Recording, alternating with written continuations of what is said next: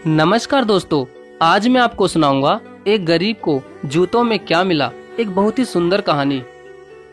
एक बार एक पिता और पुत्र खेतों में से घूमते हुए कहीं जा रहे थे, तो उसके पुत्र ने देखा कि एक खेत के पास एक बहुत ही पुराने जूते रखे हुए थे और वो जूते पास ही एक खेत में काम कर रहे मजदूर के थे। तभी पुत्र को उस गरीब मजदूर के साथ एक मजाक करने की सूझी और उसने अपने पिताजी से कहा कि पिताजी, क्यों ना आज इस मजदूर के साथ थोड़ी शरारत करें। हम इसके जूते छुपाकर एक झाड़ी के पीछे छुप जाएंगे और जब वो मजदूर अपने जूते वहां नहीं पाकर बहुत परेशान हो जाएगा और वो अपने जूतों को इधर उधर ढूंढेगा तो बहुत मजा आएगा ना पिताजी। और ये मजे वाली बात मैं अपने सभी मित्रों को भी बताऊंगा।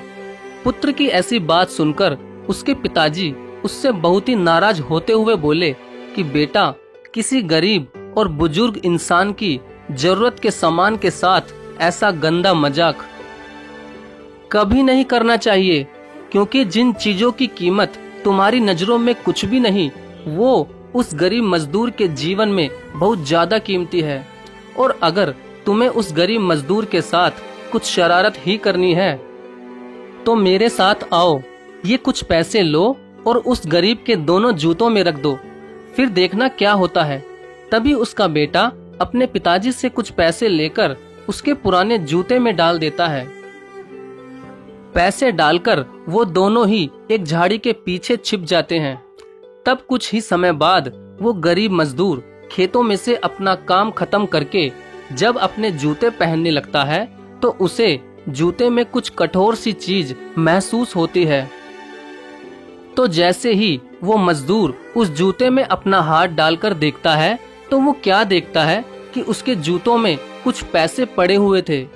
तभी वो मजदूर पैसे जूतों में से निकालकर अपने चारों तरफ देखता है, क्योंकि वो सोचता है कि कहीं किसी ने उसकी मदद तो नहीं की। लेकिन उस मजदूर के चारों तरफ दूर दूर तक कोई भी नहीं था। तभी वो गरीब मजदूर सबसे पहले उन पैसों को अपने सिर पर लगाता है। लेकिन जब वो गरीब मजदूर अपना दूसरा जूता पहनने लगता है तो उसे उसमें भी कुछ पैसे मिलते हैं। उन पैसों को देखकर तो वो मजदूर अपने घुटनों के बल जमीन पर ही बैठ जाता है और आसमान की तरफ देखकर फूट फूट कर रोने लगता है और रोते हुए भगवान से हाथ जोड़कर कहता है कि हे भगवान, उस इंसान का लाख लाख शुक्रिया अदा जिसने आपके माध्यम से मुझे ये पैसे दिए। सुबह से मैं यही सोच रहा था कि मेरे भूखे बच्चों को आज मैं खाना कहाँ से लाकर दूंगा, क्योंकि मेरे सारे पैसे तो पत्नी की बीमारी में ही लग गए थे। इसलिए आज मैं उस इंसान का मन से शुक्रिया अदा करता हूँ जिसने आज मेरी इतनी ज्यादा सहायता की है। भगवान करे उस इंसान के बच्चे कभी भी भूखे ना रहें और वो हमेशा सुखी रहे। ये कहते ही वो मजदूर उन पैसों को लेकर रोता हुआ अपने घर चला जाता है। उस मजदूर को रोते देख झाड़ी के पीछे छुपे पिता पुत्र की भी आंखों में आंसू आ जाते हैं।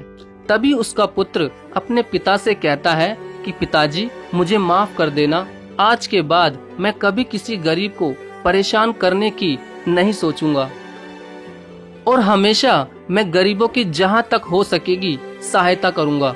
तभी उसके पिता ने अपने पुत्र के सर पर हाथ रखकर कहा कि बेटा, इंसान को हमेशा सबकी दुआ ही लेनी चाहिए, क्योंकि दुआ में जो आनंद है वो बद्दुआ में कभी नहीं।